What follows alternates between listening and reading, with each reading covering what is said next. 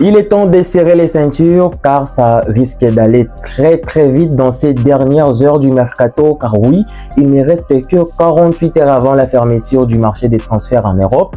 Le marché de transfert pour cet été va fermer le lundi à 20 h heure française. Eh bien, aujourd'hui, on parle bien sûr de joueurs congolais qui sont vraiment concernés par ces mercato estivales. Il y a eu deux bonnes nouvelles cette semaine. D'abord, il y a 2 jours, Charles Piqué, on en a parlé, qui a rejoint l'Espagne avec sa signature à l'Espagnol Barcelone. Mais aujourd'hui, il y a un autre joueur congolais, Grady Diangana, qui a rejoint également les championnats espagnols de la Ligue avec Elche, qui est remonté, bien sûr. Elche qui est actuellement provisoirement 6e au championnat, au classement pardon, du championnat espagnol. Moi, je suis très content de tous ces mouvements.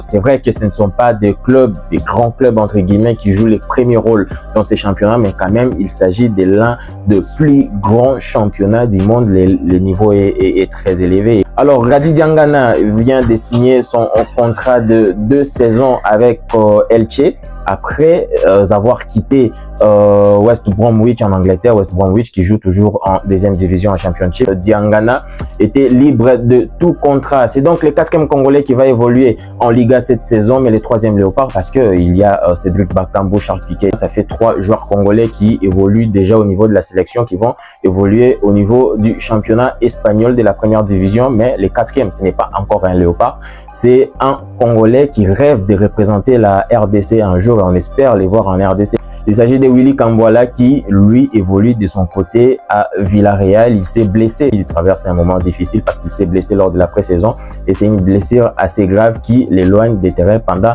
un très long moment. Mais il y a toujours aussi des rumeurs. Il y a des rumeurs.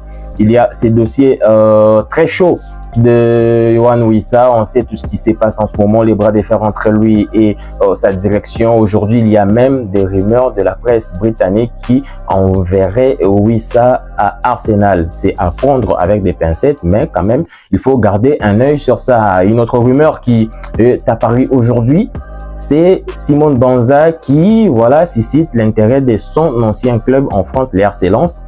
Les RC Lens qui demandent à Braga, selon Foot Mercato et l'équipe bien sûr, de se faire prêter Banza, mais Braga ne veut pas prêter le joueur congolais, il veut les vendre parce que selon Foot Mercato, comme je l'ai cité, Braga aurait déjà atteint la limite ou même le quota de prêt. Donc Braga ne peut plus prêter, mais les mêmes Braga avaient refusé quelques offres européennes pour l'international congolais et aurait accepté une offre d'Al Jazeera pour les Émirats Arabes Unis pour Banza, mais Banza ne veut pas aller en Moyen-Orient. On espère que dans les prochaines heures, il y aura du mouvement parce que là, je ne vais même plus parler des prochains jours. Ça fait un bon moment que je fais des vidéos où j'ai dit dans les prochaines semaines, dans les prochains jours, mais là, on n'a plus le droit parce que dans pratiquement 48 heures, ça sera la fin du mercato estival en Europe et il y a pas mal de dossiers concernant les Congolais, des choses qui se font en coulisses. Il y a Silas qui serait aperçu en Turquie, mais ça marche toujours pas.